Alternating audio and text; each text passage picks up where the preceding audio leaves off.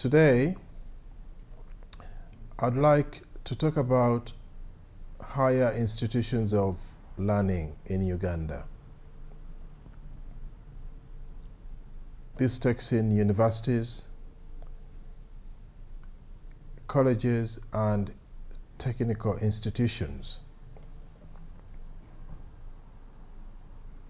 In the 60s and 70s, Uganda had a very solid and very good educational system. Makerere University, the premier university of Uganda, was well known throughout the world. It used to be second or third, and at worst fourth in ranking in Africa. Currently, it ranks 18th at best.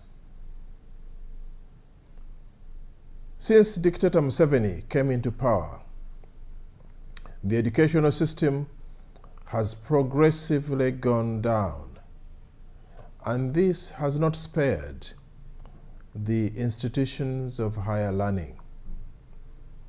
I know that at the moment there are many universities in Uganda, both private and public. I'll restrict my comments today on the public universities. The standards have fallen. There is rampant corruption. Academic excellency is no longer the norm. There is discrimination in funding of students, some being preferentially supported by State House with no clear criteria. Students go hungry. There are no adequate medical facilities to treat the students at universities when they get sick. The accommodation is poor and sometimes appalling. Many halls of residence go without electricity and sometimes water. How do you expect these students to study and to excel? Lecturers, although some are very dedicated, and to you, I salute you and encourage you.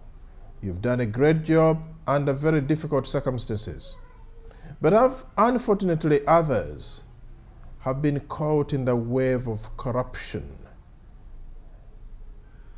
a wave of unfair practices, a wave of unethical behavior. Now, this is totally unacceptable. Universities and institutions of higher learning train the young generation, produce the future leaders, produce the future professionals. And if they are not well trained, then there is no hope for the country. Many of you know that many African leaders studied at Makerere. Many internationally recognized professionals studied at Makerere. But this now seems to be history. And the few of us that are left, we are advancing. We must impart this excellency to the young generation. Unfortunately, these institutions are renowned now for riots, for army and the police fighting the students, for the army shooting students. As we speak now, in the last few days, there have been elections, guild president elections at Chambogo University. This was a total disaster. The government under Dictator Museveni sent in troops and army personnel and police to commandeer the guild elections. Many students were beaten. It is alleged that probably 2 have now died. and many were arrested, including 9 of my supporters. In the end, an NRM candidate was declared the winner even before the counting had stopped. Now, this is Kyambogo. If you come to Makerere, the situation is even worse. Over the last 6 days, there have been running riots. Many students have been injured, they've been tortured, they've been beaten. They've been sprayed with poisonous gases and liquids. And many times, students have been shot with live bullets.